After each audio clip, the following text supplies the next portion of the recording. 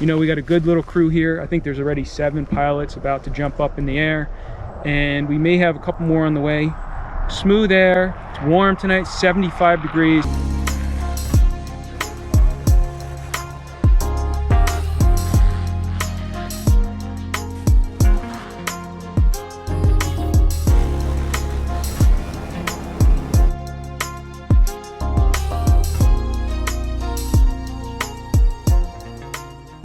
Alright guys, so we have almost everybody up in the air now.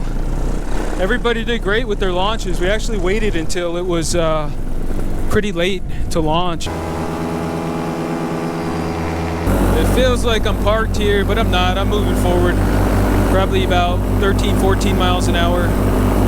And if I were going to be parked anywhere, this is as good a place as any just to watch this sunset.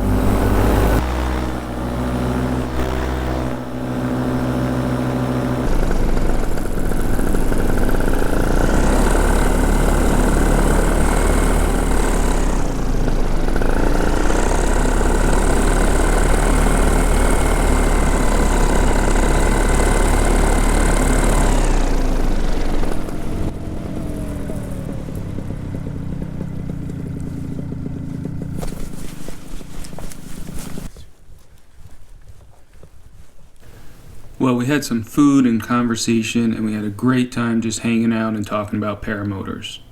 The next morning, the air was really smooth, so we set out again, and on this flight, it was just Glenn and I exploring the area. Almost everybody knows Glenn's channel. If you haven't checked it out in a while, you gotta go back. It's a treasure trove. Alright guys, nice morning today. You know, it's like 45 degrees on the ground. I looked on the website ryancarlton.com and they said it's like 60 degrees at 1,000 feet. So I was like, hey man, I'll take that in December. Oh, here goes Glenn. He got right up. He's never actually flown here, so I want to show him around a little bit. Glenn is throwing down over this pretty lake and over the fountain. It's a great morning. I want to thank everybody out there for supporting this channel, watching the video, leaving a note. You guys are awesome. We've got such a great paramotor community. Got a new road in here now. This wasn't here last time I flew.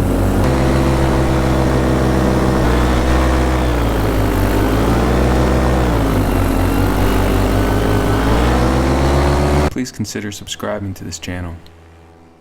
Wow. This is what Glenn was doing back here. It's better than a hay bale slalom. It's like a woodpile slalom.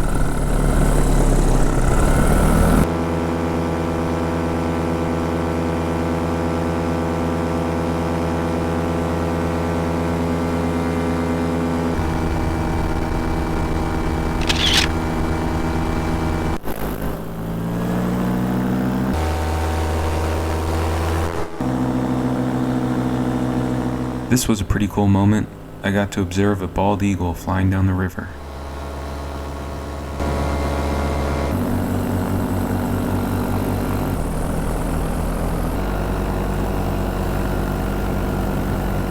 Well, it was time to get back to the field, and on the flight back I climbed up to about 2,000 feet. When I looked at my flight deck, I was doing over 45 miles an hour and we were back in no time. So we had a little time to play down low and explore before the GoPros ran out. So I already had 3 flights in the last 24 hours, but I wrapped up the weekend with this one final flight, and this time I was solo. I'm feeling like a star, you can't stop my shine. And see the smoke, it's not going anywhere, it's just kind of sitting. 5 miles per hour up top, maybe at 1,000 feet. So I'll go into the wind for this flight and then I'll be able to get home quickly again. My number one thing today was just to kind of get up and get out. I think my neighbors have seen about as much paramotoring in the last 24 hours as they could stand. This road is 55 miles an hour and this guy's like, stop trying to watch me. At this moment, I am completely content just to meander around the countryside. I have no goals, no objectives for this flight other than to enjoy myself. And I've got to say, I was shocked at what I saw next. Based on my research, this was most likely something like a commuter service into Charlotte Monroe Executive Airport, probably doing about 230 miles an hour at roughly 2,000 feet as he's approaching the airport. I'm not trying to be... Is that a freaking jet? Holy smoke. Let's see, what kind of aircraft is that? Holy shit, he looked low. At 160 flights, I'm still learning every time I fly. This experience, this close encounter, is just one more data point for me to go home and think about and consider before my next flight. Guys, I'm sharing this website because I literally don't know a better value or more comfortable tee in the game.